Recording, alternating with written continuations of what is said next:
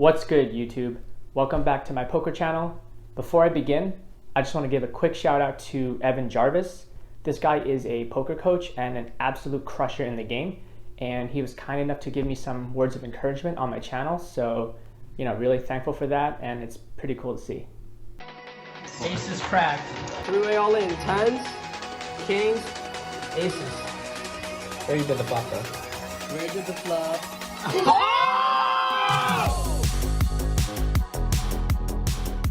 Let's quickly go over the mystery hand from last week's video. The correct answer was Ace King. So it looks like a bunch of you guys got it right, so nice job to everybody over here for making the correct guess. And now I'm going to use my trusty jar over here to randomly pick a winner. So let's get to it.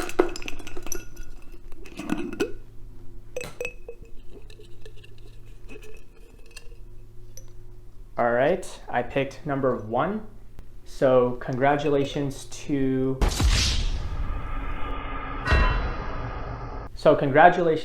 Ace Grand. Simply send me your Venmo name to the email in the description below, and I'll send you over that cash prize. That's all for the semantics. Let's go play some poker. All right, we buy into the game for 20 bucks, and after getting situated for a little bit, we find ourselves with Ace King in the small blind. An early position player opens it up to $1, and it folds all the way around to the shark, who decides to 3-bet to $3. This is a very solid player, and I think he's one of the best players in our games, so it's going to be pretty tough battling him out of position. Plus, we also have a premium hand here, so for those reasons, we just decide to go ahead and 4-bet, so we make it $8.60 to go.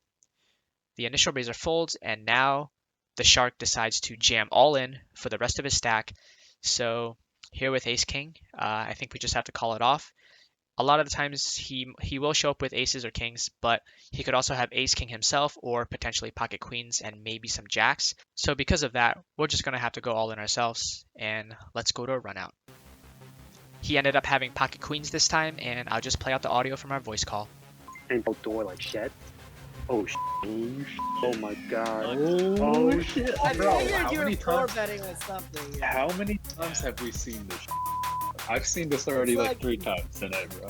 Just a flip. It's going to Stand- happen. stand- Oh, flip. no. Give him an ace. Just give him an ace. Oh, there you're you live. go. It's hard when there's only one king, like very few kings. Oh damn. Got lucky there. Damn, I would have wanted Damn. I see. Nice hand. We got lucky and hit top pair on both boards, so we'll win the entire pot.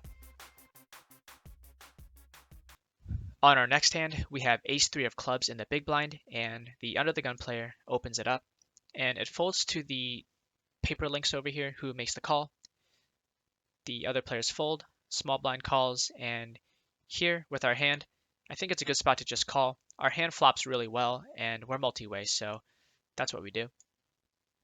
And we go to a flop of 5 queen ace with 2 clubs. Pretty much the dream flop here with our hand, as we have both top pair and the nut flush draw. So playing in flow, we just decide to check. The initial raiser now throws out a bet of 130 for half pot, and the other 2 players fold, and onto us. This is a good spot to just make the call, as we have pretty good showdown value with our top pair, and if he does have a weaker flush draw, we definitely want to let him hit it so we can cooler him ourselves. The turn is a 7 of clubs, which is our gin card, because we now have the nuts, and once again playing in flow, we check to the raiser, and he now decides to throw out a small bet of 220. So with this small bet, it looks like he could potentially have some type of weak ace, or maybe a queen with a club, like king queen with the king of clubs. So we're just going to call and keep all his weaker hands in. The river is an 8, which is pretty much a brick, as he shouldn't have too many straights in his range. So we're just going to check again and hope that he fires. Let's play out the audio and see what I was thinking at the time. Just blast it, bro.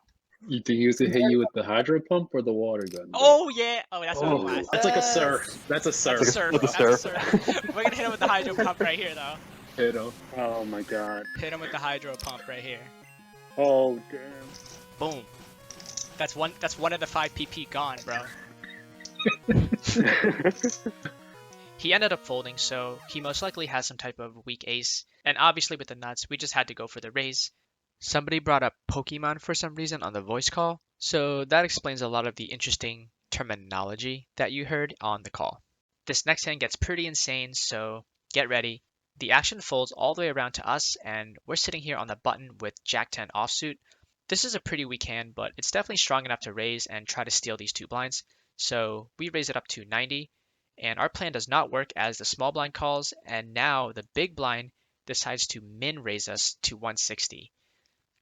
Yeah, this is a super weird line. I'm not sure why he's min raising when there's already a caller behind me, but we're getting a great price at this point, so we're just gonna have to call. Plus, we're in position, so that's always good. We make the call, small blind calls, and we go three ways to a flop of 5 Jack 10 rainbow. This is a miracle. We have top two pair, and even better news, the initial raiser decides to blast it for 420. I think this player in reality wanted to bet pot and make it 480, but for some reason he has some significant ties to the number 420. I wonder why, but when it gets to us, we just decide to make the call. I don't really want to scare him off hands like ace king or ace queen if he's bluffing. He could also potentially have an overpair like queens through aces, so we're probably going to get most of the money anyway in that situation. So that's why we call. The small blind gets out of the way, and we go heads up to a turn, which is a three of clubs. This is a total brick, and to our delight, the initial raiser decides to blast it once again for 1320, the full pot. When it gets to us, I actually contemplate on what to do for a while. In retrospect, I probably should have just raised all in, as this player only has about $30 behind, and we can just look to get the money in before a scary card comes out on the river, like a club or something that completes a straight. But in the moment, I thought that, if he had some type of overpair, he's going to get all the money in anyway on the river. And if he is bluffing somehow, I want to give him every opportunity to go for that triple barrel. So we decide to call.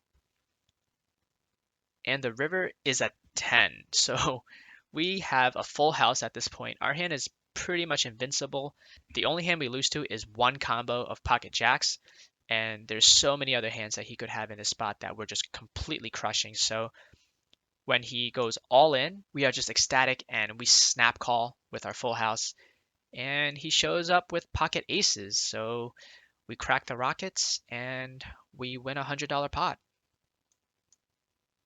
We've arrived at the fourth hand, which is the mystery hand for the video. So as always, leave your guess to what my two cards are in the comments below and make sure you are subscribed and you'll get a chance to win that cash prize. It's getting pretty late at this point, and a lot of the players have busted or left the game, so we're only playing six-handed now, and there's an early position open to 120, and it folds to us where we decide to 3-bet to 382. The blinds fold, and the initial raiser makes the call. We go heads up to a flop of 664 with two hearts. This is a low paired board, so it's a good spot to c-bet pretty frequently with our entire 3-betting range. So when it checks to us, that's exactly what we do. We throw out a small bet of 297, and now our opponent decides to get cheeky and check raise us to 718. So facing this raise, he's basically saying he has a 6. He could also potentially have a lot of flush draws in this spot, but either way, we decide to not continue and make the fold. For our fifth hand, the game continues to dwindle down as we're now 5-handed, and I look down at 10-9 of hearts being first to act. So it's a pretty strong hand, and we're also short-handed, so pretty easy spot to raise here. And we get called by 3 players, so we go 4 ways to a flop of 4-10 king with 2 hearts. Pretty amazing flop for our hand. We have middle pair along with the flush draw. In addition, this board favors our pre-flop range, as king high and disconnected boards are pretty good for us. However, the first player decides to lead into us for a 220. I considered going for a raise, but we do have pretty good showdown value, and there's also a player behind us, so because of that, I just proceed with the call. The other player folds, and we go heads up to a turn, which is the 7 of spades. Pretty much a total brick, and our opponent now decides to check. At this point, this is a pretty good spot to just check back, as we have good showdown value with our middle pair, and we do still have the opportunity to improve. So that's what we do. And the river is now an ace. So it's a pretty bad card for us because, well, we missed the flush and we're still sitting here with just middle pair. And our opponent is going to have a lot of aces in this spot. For example, ace X with the ace of hearts. But lucky for us, our opponent decides to check, and now we have a decision. Looking back, I probably should have thrown out a small bet to try and get called by weak pairs like pocket 8s or pocket 6s. Our opponent should never have a king in the spot because any king would continue betting the turn. And now because he checked the river, he's probably not going to have that many aces either, if any. So because of that, we definitely should have went for a thin value. But in the moment, I decided to just check back and take our showdown. We end up being good as he had a missed straight draw, and we'll take it down. For our final hand, we have ace jack in the small blind, and it folds to the middle finger who decides to just limp. And now onto us with our ace jack. It's a pretty standard open, so we just raise it up to 1. The big blind calls, and the initial limper calls. So we go 3 ways to a flop of 2-9 jack with 2 clubs. Pretty great flop for us as we have top pair, top kicker, but it is a pretty wet board as there's 2 clubs available and it's pretty connected. We throw out a bet of 210 and we decided to size up here because the board is pretty dynamic and we're also out of position, so those are great reasons to make a bigger bet. The first player folds and the middle finger makes the call. We go to a turn, which is the 10 of clubs. Pretty much the worst card in the deck for us. All the flushes get there, straights get there like 7, 8, but what we're most concerned about are 2 pair combos. There's a good amount of jack 10 and 10 9s in our opponent's range, so we have to be a little bit cautious. Regardless, we decide to continue betting here, and we make a small blocker bet of 3. Our opponent is pretty aggressive, and if we check to him, I can definitely see him potting the turn and then blasting the river, which would put us in a pretty crappy spot with our top pair, top kicker on this board. So I like to just take away some of his options by making this blocker bet. And luckily for us, he just makes the call. And now we get to a river, which is the ace. Pretty interesting card because we now have top 2. We now beat all of his 2 pairs like jack 10, 10 9, and 9 jack. So here I decide to actually check. Like I said before, our opponent is very aggressive, and when we check here, he's pretty much going to assume we never have a flush. So for those reasons, I think he'll bet out with some of his 2 pair combos, which we beat. So I want to give him every opportunity to value own himself. And he obliges by throwing out a bet of 630. So we don't think too long before making the call, and we're good. It turns out he actually just had a pair of 9s, so he turned his middle pair into a bluff.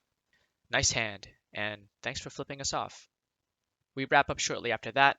On to the results. We were in the game for 30 after topping off for $10 from our initial buy-in of 20, and we walked out with $124.88, which is a profit of $94.88. That's about 10 Chipotle bowls, and we played for about 3 hours, which gives us a win rate of 250 big blinds per 100 hands. Since the game was shorthanded at the end, there were a lot more hands played in this session as compared to normal. That's all for this one. As always, thanks for watching, and I'll catch you guys next week.